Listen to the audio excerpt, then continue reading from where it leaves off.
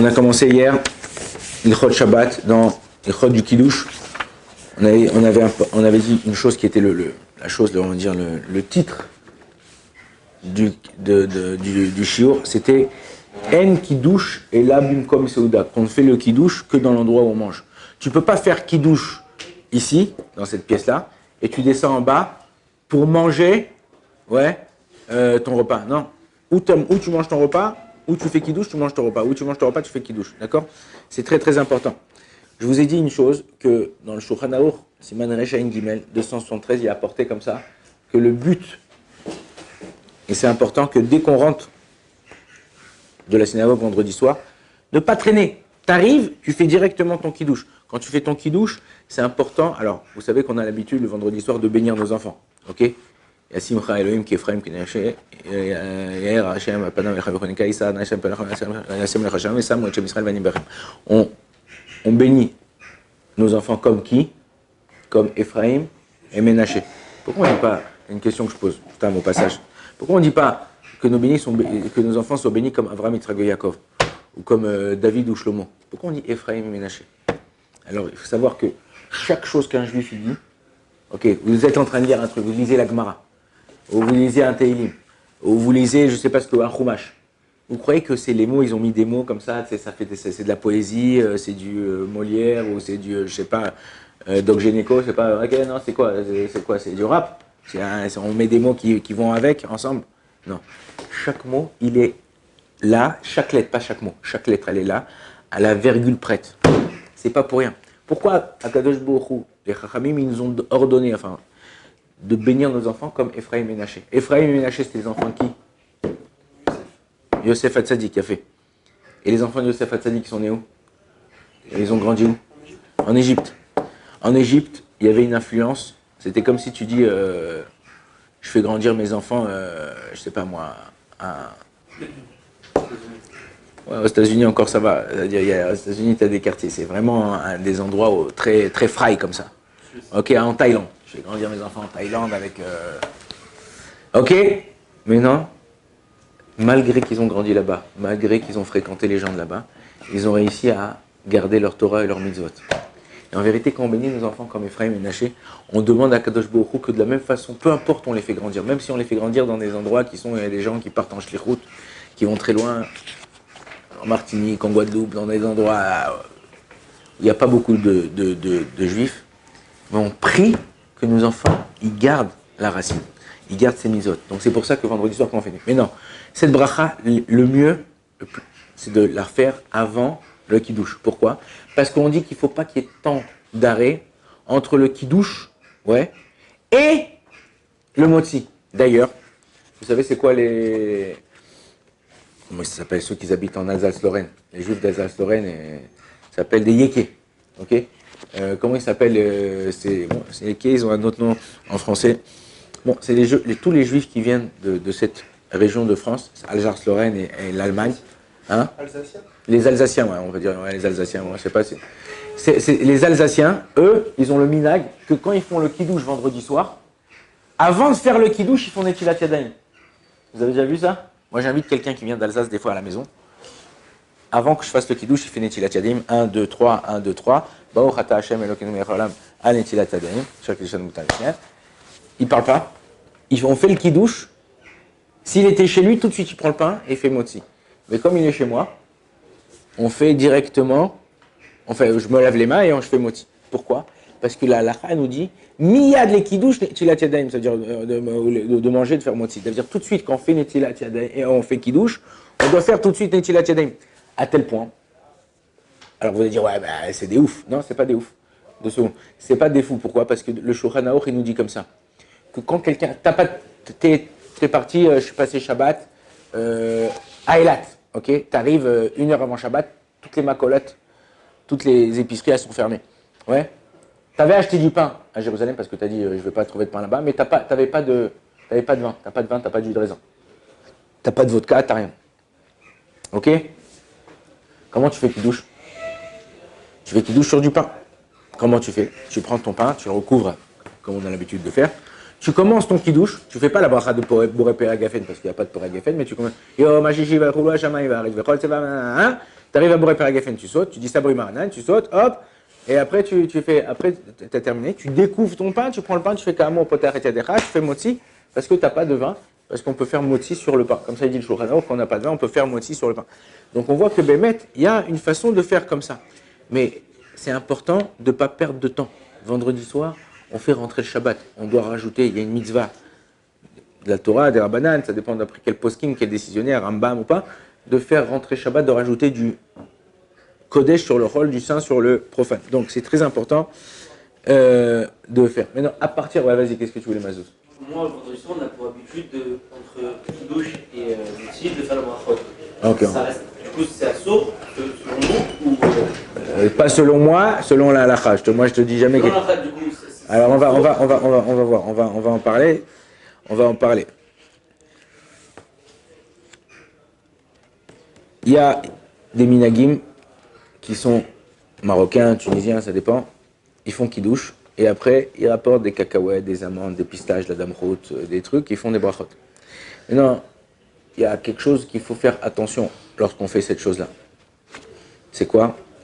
C'est que au niveau de la bracha rishona, c'est-à-dire la première bracha qu'on fait avant de consommer ces choses-là, on doit la faire. Okay, je prends une cacahuète. C'est quoi la mesure d'un aliment que je mange? Ouais.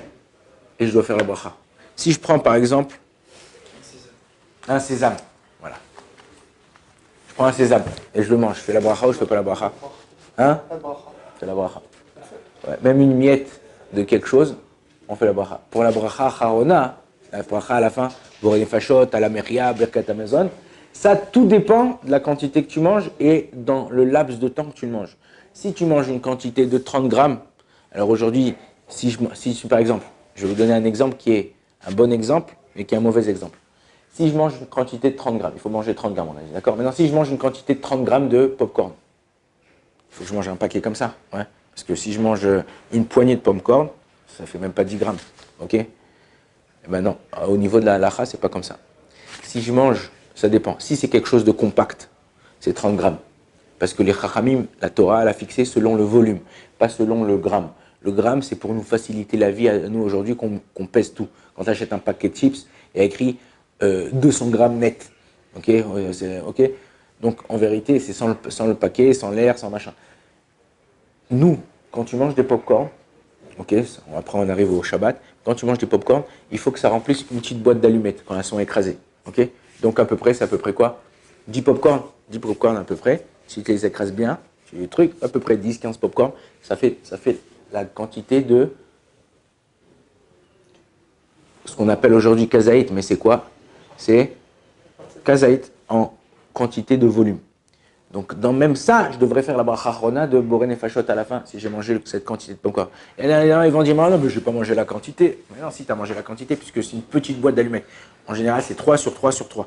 3 de largeur, 3 de hauteur, 3 de... Ok? Donc 3 sur 3 sur 3. Si j'ai mangé cette quantité. Mais non. Lorsqu'on vient vendredi soir, et ton père il a fait kidouche, tu as fait kidouche, tu veux faire des brachot, il y a une mitzvah Shabbat, de multiplier les brachot. Pourquoi? Parce que Shabbat, combien de vous avez de brachot dans la Amida? 19. 18 plus 1. Ça s'appelle Shmona Esrei, mais on a rajouté la minim et la malchinim. Ok, ça. Ok, Shabbat, il y en a moins. Shabbat à 6, 7 brachot. Ok, donc on perd des brachot. Et on a une mitzvah, dans le Shulchan Aruch, il y a écrit que chaque homme, chaque personne doit compléter 100 brachot par jour. Ok, alors tu es parti plus de fois aux toilettes, peut-être, tu as fait Birkat Amazon 3 fois dans la journée, ça complètement les brachot. Donc qu'est-ce qu'on fait? C'est bien, les Marocains, certaines personnes chez l'Afrique du Nord, ils font comme ça. Maintenant, ce qu'il faut faire attention, par contre, c'est sachakol en tout, ne pas manger kazaït. Je mange, par exemple, moi je fais ce que je fais, je prends une demi-amande ou un cashew, une noix de cajou, une demi-noix de cajou ou une noix de cajou. Je prends une cacahuète, une demi-cacahuète. Okay, je prends un tout petit peu comme ça de hummus ou de trina, je fais shakol. Je prends un tout petit peu de mésonote, ça shakol, je ne suis pas arrivé à kazaït. Pourquoi? Parce que maintenant je sais que je vais faire netilat yadayim, mais je vais faire motzi, je vais faire birkat amazon. Lorsque je fais motzi birkat amazon, donc après tu vas acquitter la bracha de, si je mange par exemple des cacahuètes, des amandes, des mésonotes, je vais acquitter cette chose-là. Donc c'est une bracha qui n'a pas lieu d'être. C'est une bracha qui n'a pas lieu d'être. Donc je ne peux pas faire la bracha avant, je suis obligé parce que je mange quelque chose, je goûte quelque chose. Par contre, Si Mazouz, par exemple, voulait manger, faire un petit apéro, ok. Je dis pas que c'est top parce que en général, vous savez que dans le Shulchan Aruch, on n'a pas vu encore, c'est long, on les verra peut-être après, qu'à partir d'une certaine heure, le vendredi, on n'a plus le droit de manger, de faire motzi. Pourquoi? Pour rentrer dans Shabbat en ayant faim. Pour faire kavod à Shabbat. C'est quoi votre Shabbat? Ok? Lire votre Shabbat Kodesh. Ouais, quand il y a une chanson qui dit comme ça, ouais, on fait en l'honneur du Shabbat. C'est quoi si tu tapes un kidouche vendredi, il y a des potes, ils sont à la bourra, à la dame rotak, vendredi après-midi, il est 2h et tout, ils ont terminé le boulot, ils font un petit kidouche. Ils rentrent le soir, ils ont plus faim, ils sont foncedés. Ouais? Calme-toi mon frère. Ok? Il y a Shabbat. Shabbat, c'est important d'honorer le Shabbat. On a dit on fait les choses pour Akadosh Baruch Hu, on fait les choses pour Hachem. Donc, honore ton Shabbat, fais-toi un truc. Mais non, si par exemple, vous avez faim et tu sais que vous attendez quelqu'un, il ne va pas arriver tout de suite, il va arriver d'ici une demi-heure, 3/4 d'heure, et vous êtes arrivé, ton père il est déjà arrivé, vous voulez faire kidouche, manger de la damrou, des cacahuètes, des amandes, vous allez manger une quantité. Faites bracha rona, borene fachot, à la mechia, ce que vous voulez, ça dépend ce que vous allez manger. Allez faire un tour, allez vous reposer, allez machin. Quand l'autre il arrive, vous avez le droit de lui refaire le kidouche. Et après, vous faites moti. Vas-y. Attends. Vous avez dit que pour les cacahuètes, mais on doit faire la bracha sur la cacahuète après avoir fait moti, parce que le cacahuète ne fait pas partie du repas. Alors tout dépend. Si maintenant j'ai fait la cacahuète avant, ouais, si j'ai fait la cacahuète avant, j'ai mangé une cacahuète avant de faire moti, en pensant en manger aussi pendant le repas. J'ai plus besoin de faire la cacahuète pendant le moti. T'as compris? J'ai compris, mais j'aurais d'accord. Alors maintenant, t'as raison que toute chose, il a posé une bonne question, toute chose qui n'accompagne pas le pain, accompagner le pain, ça ne veut pas dire que je le mange forcément avec du pain. Le poulet, je le mange avec du pain. Le riz, je le mange avec du pain. Je ne mange pas le riz avec du pain, mais en général, quand je fais du riz, ça vient dans un repas où je mangeais du pain. Donc, on ne fait pas la bracha sur le riz. Mais une cacahuète, une amande, un raisin, une mangue, ça, c'est des desserts en général. Ils ne viennent pas en général pour accompagner. Mais non, si tu as un safek, si tu as un doute et tu ne sais pas si on fait ou on ne fait pas, ce que tu fais, tu prends la chose où tu as un doute, tu manges avec un tout petit peu de pain. Après, tu peux en manger comme ça, sans pain. Et à la fin, avant de faire mon birkat hamazon, tu mangeras cette même chose avec un petit peu de pain. Pour ça, si tu as un safek. Si tu as un doute, c'est ce qu'on mange cette chose avec le pain ou pas. Mais tu as raison. Si par exemple, j'ai fait kidouche, j'ai fait motzi, et maintenant on m'apporte des cacahuètes, des amandes, tout ça. En général, c'est des choses qu'on ne mange pas avec le pain, c'est des amuse-gueules, c'est pour un peu caler. Okay, si c'est des choses qui sont là pour t'ouvrir l'appétit, on ne fait pas la bracha, puisque c'est comme si ça veut dire que ça vient accompagner le pain. Mais là, dans ton cas, toi, oui. Vas-y, Mazouz. Fais tout là là. Donc vous avez dit, on fait kidouche, on fait les brachot. Alors tu fais les brachot. Maintenant, si tu vas manger ta tête, ouais, alors après tu feras bracha rona. Tu feras une petite pause. Tu as à faire un tour, tu sors de la maison, tu rentres, ou tu vas te reposer, tu lis un bouquin. 5-10 minutes après, hop, ou vous faites motzi, ou vous faites kidouche, ça dépend s'il y a des gens que tu entends quelqu'un. Il y a un problème alors? Alors nous, ce qu'on fait à la maison, moi ce que je fais à la maison pour ne pas perdre de temps comme ça, bien inara avec les enfants, ce qui se passe, c'est qu'on fait kidouche, je les bénis, le temps que je bénis un, l'autre il va faire netilat yadayim, tout ça, et entre-temps, moi, je prends une autre cajou, une cacahuète, un mésonote, un truc, j'ai pas mangé le temps. Quand ils ont terminé, entre-temps ils terminent netilat yadayim, moi je fais netilat yadayim, j'ai pas besoin de faire bracha rona, parce que j'ai pas mangé la quantité voulue, et je fais tout de suite moti. Ce que j'ai gagné dans ça, c'est de faire au moins 4 brachat mésonotes, à Etz, Adama et Shakol. Tu vois, j'ai fait 4 brachot, j'ai rajouté sur vendredi soir 4 brachot en plus. T'as compris ou pas?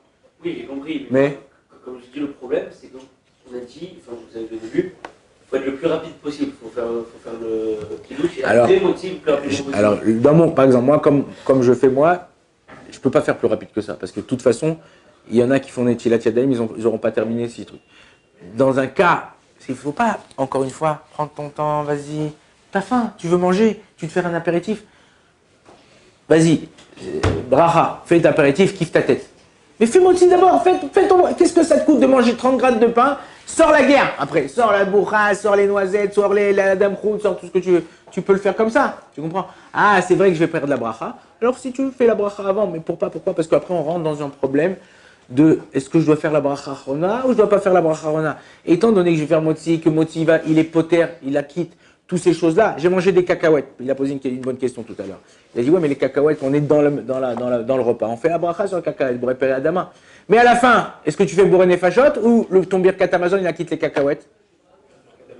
Il a fait les Birkat Amazon. Donc la même chose pour ton kidouche. Fais ton kidouche après.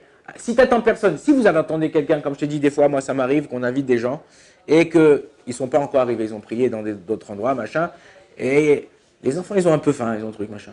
Alors vas-y, donne-leur des petits trucs, fais-leur un petit apéro, un petit truc. Et après, quand faites une pause, bracha chona, et quand les autres ils arrivent, vous faites votre moti. En général, ça arrive très rarement. Donc en général, si je te dis, je fais juste la bracha pour faire la bracha, et après, on continue. Baruch Adonai Leolam. Amen ve amen.